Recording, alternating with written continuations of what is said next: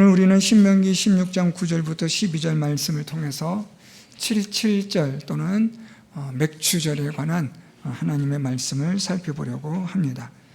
하나님께서는 이스라엘 백성들에게 중요한 세 가지 절기를 지키도록 하셨는데, 그 첫 번째가 유월절이고, 두 번째가 오늘 본문에서 다루고 있는 77절 또는 맥추절이 되고, 세 번째는 초막절 또는 수장절이라고도 불려지는 절기가 있습니다. 이 세 절기 가운데서 특별히 이 77절 또는 맥주절과 초막절 또는 수장절은 감사의 절기입니다. 그래서 하나님은 이스라엘 백성들에게 하나님에게 감사하는 일에 있어서 1년에 2번을 하나님께 감사하도록 하나님 그렇게 말씀을 하십니다. 첫 번째로는 무엇보다 하나님의 구원의 은혜에 대한 유월절 절기를 지키게 하므로 하나님께서 구원의 하나님 되심을 기억하게 하시는 절기를 지키게 하고, 나머지 두 절기는 그 하나님께 감사하라 라는 것이 하나님께서 이스라엘 백성들에게 절기를 지키게 하신 목적입니다. 오늘 우리는 본문의 말씀을 통해서 하나님께서 감사하게 하시는 감사절에 관한 말씀을 살펴보려고 하는데요, 오늘 본문 말씀을 보면 하나님께서는 이 감사의 절기를 지킬 때 언제 지킬 것이냐, 또 어떻게 지킬 것이냐, 그리고 어디서 누구와 같이 지킬 것이냐, 마지막으로 이 절기를 왜 지킬 것인지를 말씀해 주고 있습니다. 우리는 오늘 이런 관점으로 언제 하나님 앞에서 감사의 절기를 지켜야 하는지, 어떻게 지켜야 하는지, 또 어디서 누구와 함께 이 절기를 지켜야 하는지, 그리고 왜 이 절기를 지켜야만 하는지, 이런 말씀들을 살펴보려고 합니다. 오늘 먼저 첫 번째로 하나님께서 말씀하신 9절에 보면 7주를 세울지니 곡식의 낫을 대는 첫날부터 7주를 세워서 절기를 지키라고 말씀합니다. 오늘 이 9절 말씀에서 반복되어지는 단어가 등장하는데, 셀지니, 세어라는 동사입니다. 오늘 하나님께서 감사의 절기를 지키는데, 이 절기를 지킴에 있어서 언제 지킬 것인지를 너희들이 세어보라 라고 하나님이 말씀합니다. 여기서 이 세다라는 이 히브리어는 아주 상세하게 정확하게 그것을 계산해서 세어보는 것을 말합니다. 하나님 앞에 우리가 감사의 절기를 지킴에 있어서 이것이 대충 그냥 아무렇게나 또 내일이 감사절인가 하는 그런 식의 절기가 아니라, 오늘 말씀처럼 곡식의 낫을 대는 첫날, 첫 열매를 거두게 한 그날부터 세워서 7주가 되는 날, 이것을 하나님께 감사하여 지키라고 말씀하십니다.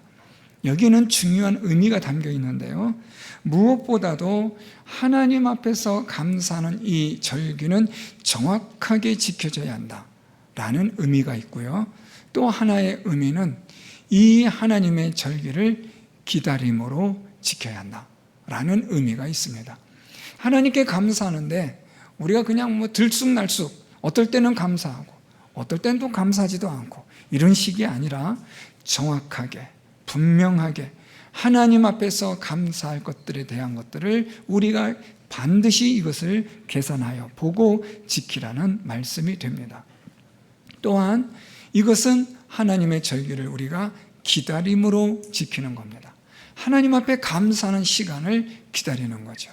하나님 앞에 내가 또 감사할 일이 있구나. 이 감사할 일에 내가 하나님 앞에 드려야 할 이 절기를 우리가 기다리는 거죠. 그 절기에 하나님 앞에 감사할 그 시간에 우리가 이것을 헤아려서 그 시간을 고대하고 기다리며 하나님 앞에 감사할 수 있도록 하라. 이것이 첫 번째로 하나님이 감사할 때 언제 감사할 것이냐라는 것을 말씀하신 의도와 목적입니다. 그래서 여러분, 우리가 맥추절이라든가 또는 추수감사절이라든가 이런 감사절 절기가 있을 때 우리는 이것을 아주 정확하게 분명하게 우리가 세어봐야 합니다. 여기서 이 세다라는 것은 단순히 시간만을 센다라는 의미가 아닙니다. 나중에 또 말씀드리겠지만 하나님께서 베풀어 주신 은혜와 복을 세어보는 겁니다. 하나님이 내게 베풀어 주신 은혜와 복이 얼마나 많은지 그것을 세어보고 생각하며 하나님 앞에 감사할 시간들을 기다리라는 것이죠. 사랑하는 성도 여러분, 지난 6개월 동안 살아오면서 하나님 앞에서 우리가 감사할 것들이 얼마나 많았는지 한번 생각해 보시고 또 세어볼 수 있기를 바랍니다. 처음에는 손가락으로 하다가 하나 두 개 하다가 나중에는 손가락도 모자라고 또 발가락을 이렇게 쳐다보다가 발가락도 모자라고 써보다가 나중에는 쓸 수도 없을 만큼 하나님이 저와 여러분 우리에게 베풀어 주시는 은혜와 사랑은 셀 수조차 없는 풍성한 하나님의 은혜와 사랑과 복인 줄 믿습니다. 오늘 하나님은 이것을 세어보라. 세고 또 세어 하나님께 감사하라. 그렇게 말씀합니다. 두 번째 살펴보는 것은 어떻게 감사할 것이냐라는 말씀인데 10절에 내 하나님 여호와 앞에 칠칠절을 지키되 내 하나님 여호와께서 내게 복을 주신 대로 내 힘을 헤아려 자원하는 예물을 드리라고 말씀합니다. 오늘 어떻게 하나님께 우리가 이 감사의 절기를 지키냐라는 데 있어서 10절의 결론은 이겁니다. 자원하는 예물을 드리라 라는 말씀입니다. 이 자원하다라는 이 히브리어는 마음에서 우러나오다라는 뜻이 있고요. 그래서 아낌없이 또 기꺼이 즐거운 마음 이런 의미들이 포함되어져 있는 말씀입니다. 그래서 하나님 앞에 우리가 감사의 절기를 지킬 때 하나님 앞에 드려지는 예물들이 어떤 예물들이어야 되느냐? 자원함으로, 마음에서 우러나옴으로, 억지로 하는 것도 아니고 눈치 보고 하는 것도 아니고 내 마음에서 우러나와, 다시 말하면 하나님 주신 은혜를 셀 수도 없는 은혜라는 것이 깨달아져서 그래서 기꺼이 즐거운 마음으로 아낌없이 드리는 예물들이 되게 하라고 말씀하시는 겁니다. 자, 문제는 이러한 이 자원하는 예물이 쉽게 간단하게 저절로 되느냐라는 거죠. 그렇지 않습니다. 이것은 우리의 생각이 바뀌지 않으면 자원하는 예물은 될 수가 없습니다. 우리의 마음과 생각이 바뀌어져야 하는데 어떻게 바뀌어져야 하느냐? 오늘 말씀 다시 볼까요? 자원하는 예물을 드리는데 어떻게 자원하는 예물을 드리느냐? 여호와께서 내게 복을 주신 대로. 첫 번째, 복을 주신 대로. 두 번째, 내 힘을 헤아려서라는 겁니다. 하나님께서 복을 주신 대로 또 힘을 헤아림으로 그래서 우리가 자원하는 예물을 하나님께 드릴 수 있다라는 것을 오늘 하나님은 말씀하는 겁니다. 자, 그러면 오늘 여기서 하나님 말씀하신 복을 주신 대로라는 이 표현의 의미는 무엇이냐면 하나님께서 복을 주신 그 기준으로라는 겁니다. 하나님께서 복을 주셨는데 그 복이 어떤 복인지를 보는 겁니다. 이건 중요한데 나중에 또 말씀드리겠지만 우리가 하나님 앞에 자원하는 예물을 드리지 못하는 가장 결정적인 이유는 우리 안에 있는, 내 안에 있는 욕심 때문입니다. 우리의 욕심은 여러분 절대로 만족함을 얻을 수 없는 욕심입니다. 제가 일부 예배 때도 말씀드렸는데 세상에서 제일 큰 그릇은 우리 사람 안에 있는 욕심 그릇입니다. 이 그릇은 절대로 채워지지 않습니다. 만족을 모르는 욕심의 그릇입니다. 그렇기 때문에 하나님 앞에 자원하는 예물을 드린다는 것은 애초부터 불가능합니다. 기쁨으로 기꺼이 아낌없이 천만에요, 여러분. 우리 안에 있는 욕심이 있는 이상 절대로 하나님 앞에 아낌없이 기꺼이 즐거운 마음으로 예물을 드릴 수 없습니다. 그런데 하나님께서 복을 주신 것이 기준이 된다면 우리의 욕심이 제거되는 거죠. 하나님이 주신 복으로 우리가 이것을 받아들여지게 되면 우리가 이것을 이제는 자원하는 예물로 드릴 수 있는 시작점을 가질 수가 있다는 겁니다. 그래서 이 복을 주신 대로라는 말은 모든 것을 주신 분이 하나님이시다 라는 이 기준이 있어야 한다 라는 겁니다. 두 번째로 힘을 헤아려라는 표현인데요. 이 힘을 헤아리다라는 히브리어는 어떠한 분량에 따라, 양에 따라라는 겁니다. 다시 말하면 하나님이 주신 복인데 이 하나님 주신 복의 양만큼. 자, 그러니까 여러분 오늘 하나님은 복을 주신 대로 힘을 헤아려라는 것을 말씀하셨는데 이것은 거의 같은 의미지만 조금씩은 다릅니다. 하나님이 주신 복을 기준으로 하여 하나님이 그 복을 얼만큼 주셨느냐의 양에 따라서 너희들이 자원하는 예물을 드리라는 거예요. 모든 것이 다 하나님이 주신 것이다라는 기준이 세워지고 그리고 그 기준을 가지고 하나님의 복을 생각해 볼 때 하나님의 복의 그 양이 보여지겠죠. 깨달아지겠죠. 그리고 나면 우리가 하나님께 드려진 예물은 자원하는 예물로 드려지게 된다는 것을 말씀하고 있는 겁니다.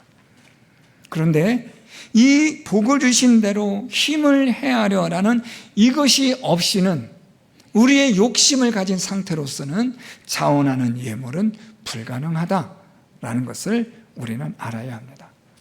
우리의 욕심이 하나님 앞에 자원하는 예물을 드리지 못하게 하는 거예요. 하나님이 복을 주셨음에도 불구하고 하나님 우리에게 많은 복을 주셨지만 우리의 욕심은 여기에 만족할 수가 없는 거예요. 그러다 보니까 우리의 욕심으로 인해서 우리의 욕심이 기준이 되면 복을 주신 분은 하나님이 아니라 그냥 당연히 얻게 되어지는 것. 그리고 하나님 주신 그 복의 양은 그냥 내가 수고해서 얻은 것만큼으로 여겨지기 때문에 그래서 아깝고 인색하게 되어지고 계산하게 되어진다는 거예요. 저는 이 말씀을 이번 주 이렇게 묵상하고 준비하면서 참 우리 하나님이 이렇게까지 말씀하실 필요가 있을까라는 생각이 듭니다. 자, 보세요. 어떻게 보면 하나님께서 이 7절 맥주절을 지키라 말씀하시는데 이 말씀 보면 좀 생색내는 것처럼 하나님 주신 복에 따라서 너희들이 꼭 이걸 지켜야 한다 라고 말씀하는데 좀 약간 어떻게 보면 좀 치사할 것 같은 느낌이 들어요. 야, 너희들 내게 감사해야 돼. 정확하게 날짜를 잘 세. 계산 잘 해봐. 하나님 말씀하시는 거예요. 그리고 나한테 예물 드릴 때는 너희들이 기쁨과 즐거움으로 드리는데 내가 너희들에게 복을 준 하나님 된다는 사실, 그리고 내가 너희들에게 얼만큼 복을 주었는지 그것을 가지고 내게 감사해야 돼 라는 거예요. 좀 어떻게 보면 하나님 이렇게까지 하시나? 이렇게까지 해서 우리에게 왜 감사하라고 하실까? 라는 생각이 드는 거예요. 여러분 그런 생각 안 드세요? 이걸 여러분이 이렇게 바꾸시면 돼요. 제가 우리 집사님 나가신 어느 분한테 집사님 이거 제가 정말 아끼는 거거든요. 이거 정말 귀한 거예요. 이거 제가 드릴 테니까 일주일에 한 번씩 저한테 전화로 톡으로 감사합니다 하세요. 이거 정말 중요한 거예요 하고 주면 받는 분이 기분이 좀 어때요? 이게 뭐라고 이렇게 하셔? 좀 치사한 기분 들잖아요, 여러분. 이거 안 받을래요. 뭐 이럴 수도 있잖아요. 마치 하나님이 지금 그러신 것 같지 않아요, 여러분? 야, 날짜 잘 세. 7번 7주가 지나야 돼. 그리고 너희들이 나한테 감사로 올 때 말이야, 대충 하면 안 돼. 자원하는 예물 드려야 돼.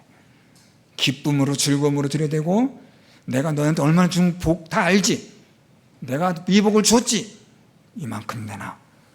감사해 라고 하시는 듯해요. 왜 이렇게 하나님 치사하시게 하실까요? 하나님이 치사한 게 아니라 우리가 악한 거예요. 그만큼 하나님의 은혜를 배은망덕하게 여긴다는 거예요.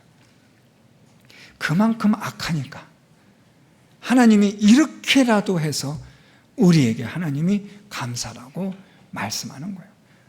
하나님 좀 어떻게 보면 너무 좀 유치해요. 예, 맞아요. 유치할 정도까지 하시는 이유는 그만큼 우리가 완악한 거예요. 다 하나님이 주셨어요. 다 하나님이 베풀어 주신 것들이에요. 그런데 우리는 감사하지 않아요. 당연한 것으로 여겨요.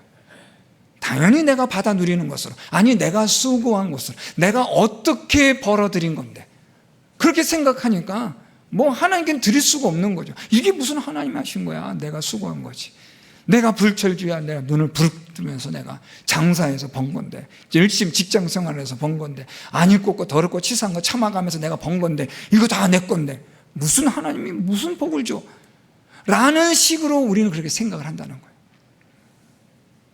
사실은 다 하나님이 주셨는데, 하나님의 것인데, 우리는 악하니까 그렇게 여김으로 생각하기에 하나님은 이 감사절을 지킬 때 참 어떻게 보면 쫀쫀하게 치사할 정도로 이렇게까지 해서라도 하나님께 감사해야 돼 라고 말씀하시는 거예요. 어떤 할아버지가요, 부산에 좋은 아파트 사시는 할아버지인데, 할아버지가 한 손녀인데 한 3, 4살 됐겠을까 싶어요. 걔가 이제 젤리를 먹고 있는데, 할아버지는 뭐 부자 동네 사니까 또 여유가 있는 분은 아니겠어요. 근데 그 손녀한테 이렇게 무릎 꿇고 앉아서 다리 쭈그리고 앉아서 손을 내밀어요. 이러면서 할아버지 좀 줘 하고 젤리를 달라는 거예요. 손녀는 안 주려고 이렇게 돌려서. 근데 할아버지는 웃으면서 계속 좀 줘 그러는 거예요. 한순간은 안 되니까 또 할아버지가 두 손 좀만 주세요 이러는 거예요. 저는 그걸 보면서 저 할아버지가 돈이 없어서 젤리가 없어서 저럴까?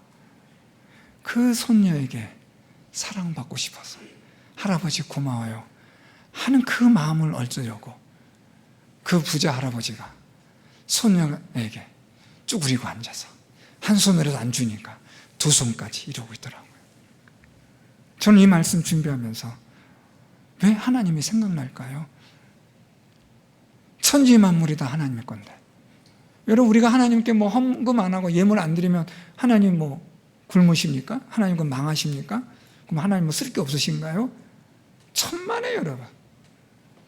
천지 만물이 다 하나님의 건데요, 하나님이 주인이시잖아요. 그런데 그 하나님이 오늘 우리에게 무슨 말씀하시냐면, 야 7번 주의를 세고 나한테 감사를 해야 돼. 그런데 내가 다 준 거야. 내가 준 만큼만이라도 내놔. 감사해야 돼. 기쁨으로 즐거움으로 나한테 내놔라. 하나님 지금 그걸 말씀하는 거예요. 저는 개인적으로 이런 생각을 또 합니다. 제가 하나님 같으면 아이 더럽고 치사하다, 야 안 먹어, 너나 먹고 떨어져. 저는 그러고 싶은데 오늘도 하나님은 저와 여러분 우리를 향해서 감사해라 7번을 계산하고 하나님 주신 것이라는 것을 깨닫고 하나님 주신 복의 양을 깨달아서 거기에 맞게 하나님께 기쁨으로 감사해라. 천지 만물이 다 하나님의 것인데 하나님은 우리의 별것도 아닌 조그마한 젤리 같은 것을 하나님은 왜 그렇게 받고 싶으실까요? 우리를 사랑하시기 때문에. 사랑하는 자로부터 감사합니다, 사랑해요라는 말, 그 말 한마디를 하나님은 원하시는 거죠. 어떤 집사님이 소중한 걸 저한테 한번 보여준 적이 있었어요. 목사님 이거 좀 보세요. 저한테 보여주는데 삐뚤삐뚤 글씨를 써가지고 뭐 할머니 할아버지 사랑해요 하면서 카네이션 뭐 그림도 제가 보기엔 설명해 주니까 그게 꽃이지 이게 무슨 지렁인가 뭔가 할 정도인데 저한테 그걸 보여주더라고요. 우리 손주가 어버이날 때 저한테 보내준 거라면서 보여주는 거예요. 제가 보기에는 형체도 알 수 없는 이상한 기괴한 그림 같은 건데 그걸 보고 좋아하고 기뻐하더라고요. 사랑하는 손주가 보내주는 거니까. 오늘도 하나님은 저와 여러분에게, 우리에게 우리의 사랑, 우리가 하나님께 대한 감사를 하나님은 받고 싶은 거예요. 다 주셨는데, 당연히 받으셔야 되는데, 당연히 하나님의 건데 하나님은 오늘도 우리에게 그걸 주시고 야 하나님께 감사해야지 라고 우리에게 말씀하는 거예요. 그런데 우리는 우리의 욕심으로 감사할 줄을 몰라요. 만족함이 없는, 채워지지 않는 우리의 이 욕심 때문에 하나님 앞에 계산하는 거예요. 계산하다 보니까 모자라요. 아이, 하나님께 주신 게 별로 없네 라고 생각하는 거죠. 우리 말에도 그런 말 있잖아요. 화장실 들어갈 때 나올 때 다르다고. 우리가 그래요. 그런 악한 존재들이에요.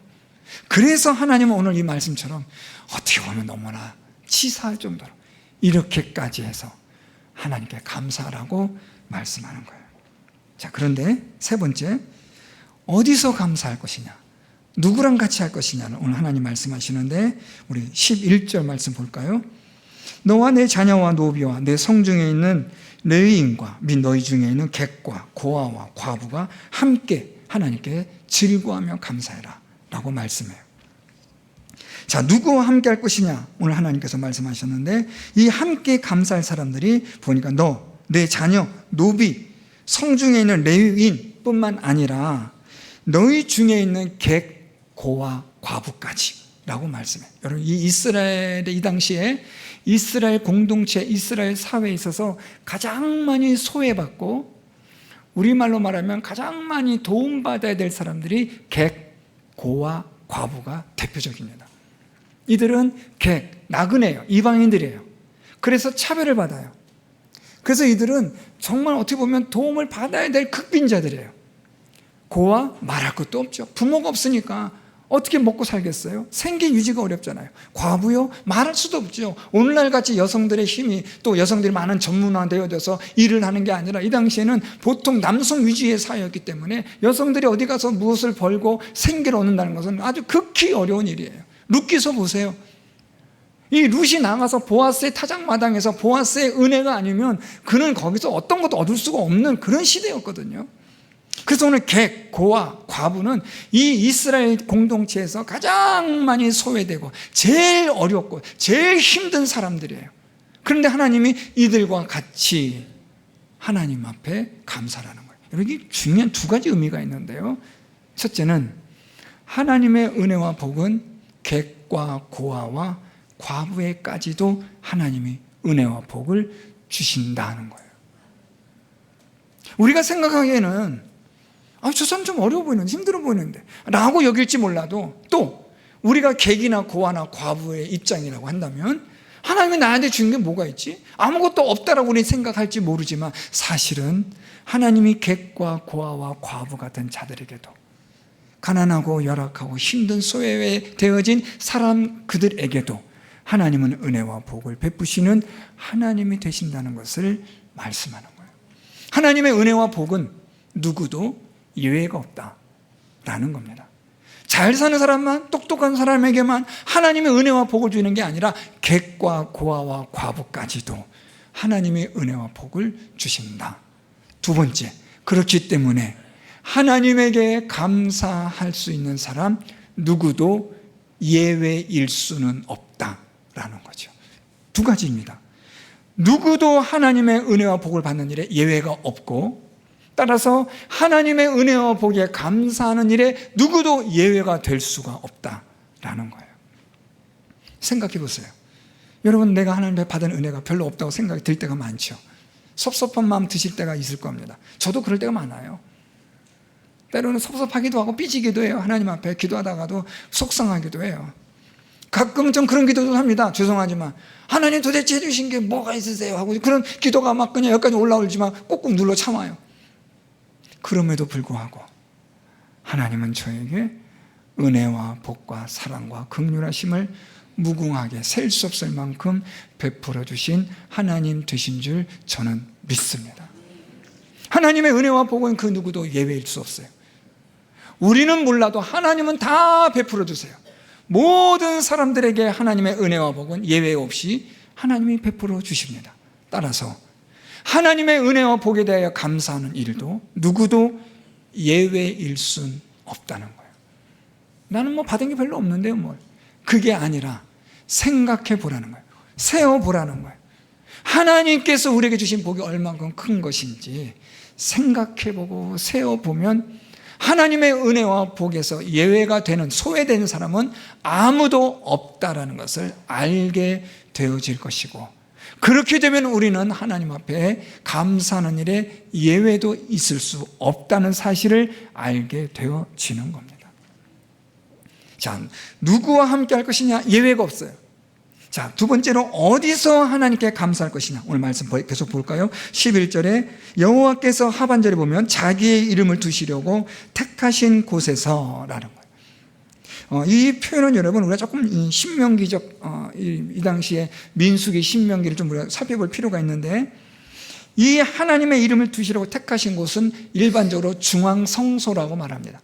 이스라엘 12지파가 지금 가나안 땅에 흩어져 살고 있는데, 하나님 그 12지파가 흩어져 살고 있는 한 가운데에다가 중앙성소를 세우시고 이곳에 와서 하나님께 감사하라고 하나님 지금 말씀하시는 거예요. 하나님 택하신 곳이 이 중앙성소인데, 자, 이제는 이것이 무슨 의미가 있냐면, 이 하나님의 중앙성소로부터 원근각차가 있을 거 아닙니까? 좀 가까운 사람은 그래도 좀 나아요. 그런데 멀리 있는 사람들이 좀 골치 아프지 않겠어요? 제가 한번 찾아봤어요. 누가 제일 멀리 있을까? 므낫세 반지파. 이들은 요단강 건너 동북쪽이에요. 그러니까 이들은 지금 아람 사람들과 국경을 맞대고 있는 므낫세 절반 정도의 지파가 여기에 살아요. 요단강 건너 북쪽, 동북쪽. 여기 이들이 지금 살고 있는데, 여기서부터 중앙성소까지 오는 거리가 180km에서 약 200km예요. 그 당시에 성인 남자로서 일주일 동안 걸어서 와야 될 거리예요. 또 있어요. 또 하나 납달리와 아셀 지파가 있는데, 여기는 서쪽 북쪽에, 그러니까 지중해 쪽으로 올라가서 북쪽 끝단에 레바논과 국경을 맞대고 있는 곳이에요.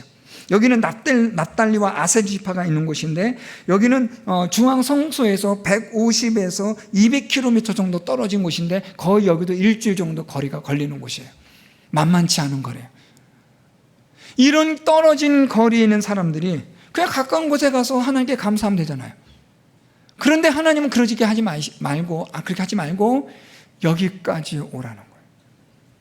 골탕 먹이려고 그러실까요? 왜요?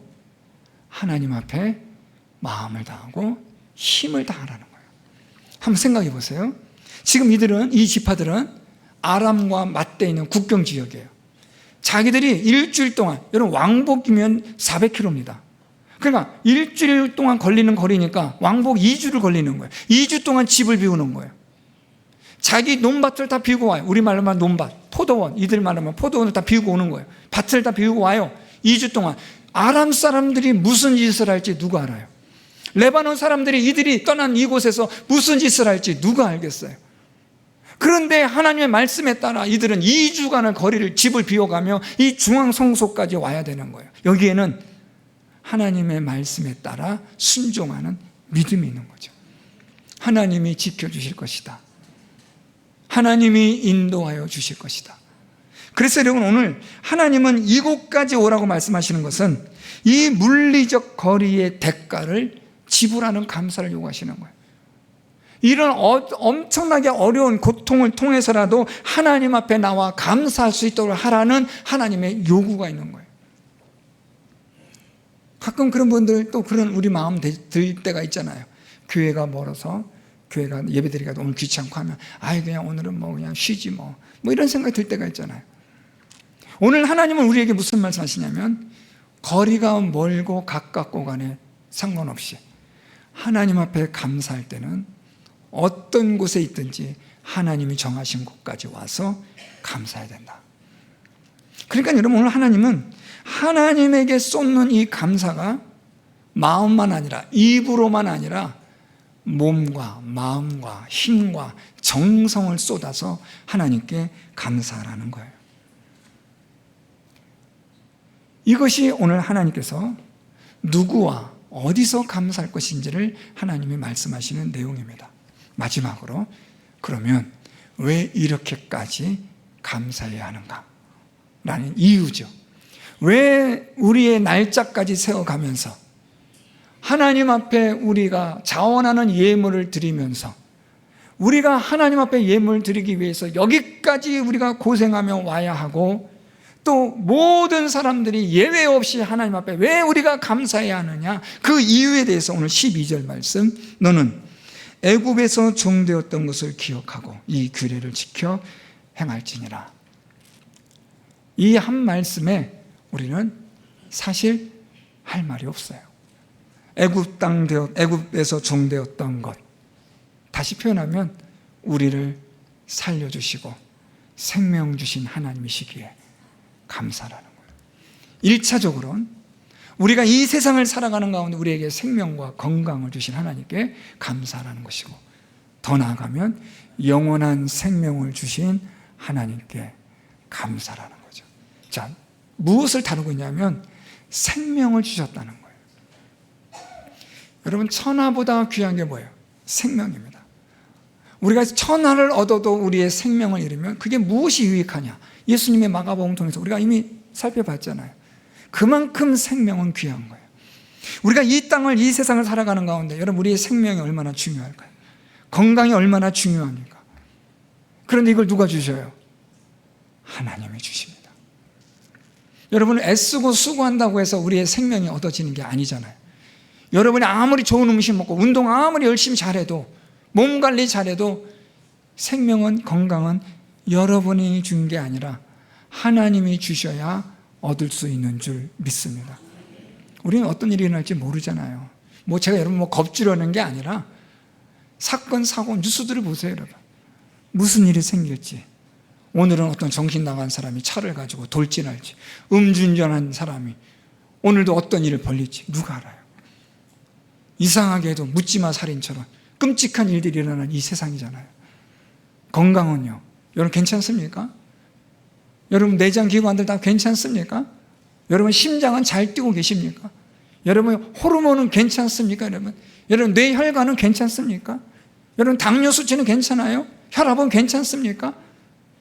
하나하나 다 따져볼까요, 여러분? 제가 싸우자는 게 아니라 생각해 보자는 거예요. 이걸 여러분 우리가 수고하고 애써가지고 얻는 게 아무것도 없어요, 여러분. 좋은 음식 먹어도 되는 거 아니에요. 물론 좋은 음식 먹으면 좋은 효과가 있을 수는 있겠죠. 그렇다고 건강이 지켜지고 생명이 보장되느냐? 천만의 말씀이요. 우리의 건강과 우리의 생명과 우리의 모든 것은 하나님이 주시는 겁니다. 하나님이 주셔야만 우리는 건강할 수 있고 생명을 얻는 자가 되는 거죠. 병원 가보세요, 여러분. 어떤 분들이 있는가? 중환자실 한번 가보세요. 어떤 분들이 있는가? 그분의 어떤 분은 소망은 손가락 하나를 움직이는 게 소망이래요. 손가락 하나에 까딱 움직이는 거예요. 이게 안 돼요. 코마 상태 돼가지고 뇌사 상태 돼서 이게 안 되는 거예요. 자기 아들 이름 한번 불러주는 게 소원인 사람도 있어요. 여러분, 우리 인생에 하나님이 생명 주지 않고 건강 주지 않는데 우리가 이렇게 온전하게 살아갈 수 있다고 생각하세요, 여러분? 천만의 말씀이에요. 오늘 하나님 무슨 말씀하세요? 너희가 왜 이렇게 감사해야 되는지 아느냐? 내가 너희들에게 생명을 주었고 건강을 주었기 때문이다. 하나님 말씀하시잖아요. 여러분, 이런 하나님의 은혜 앞에 우리가 무엇을 계산하고 무엇을 아깝다고 하고 이건 하나님 주신 게 아닌데라고 우리가 감히 반박할 수 있는 게 무엇이 있겠습니까? 사랑하는 성도 여러분, 오늘 하나님 말씀합니다. 기억해라. 무엇을요?